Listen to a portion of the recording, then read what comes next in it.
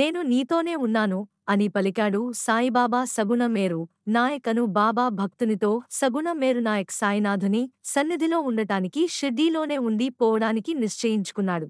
కడుపు నింపుకునేందుకు 9 రూపాయల పెట్టుబడితో టీ, పలహారాల దుకాణం ద్వారకామాయి ఎదుట ఆరుబయట పెట్టుకున్నాడు. దుకాణం ప్రారంభించిన మొదటి రోజున ఒక పళ్లల్లో లడ్లు చుడువా పెట్టుకుని ద్వారకామాయిలో సాయి వద్దకు వెళ్ళాడు. సాయినాథుడు చుడువా గింజలు 1-2 లడ్డులో చిన్న ముక్క తీసి నోట్లో వేసుకున్నారు. బాగున్నాయి వెళ్ళు. నేను నీ దుకాణంలోనే ఉన్నాను చింతించకు.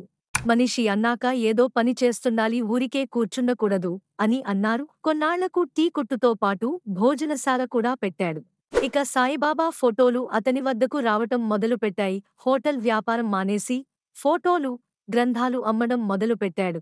దానితోనే అతనికి కాలం గడచిపోయేది. సాయిబాబా అతనికి భుక్తి ముక్తి షిర్డీలోనే ఏర్పాటు చేశాడు.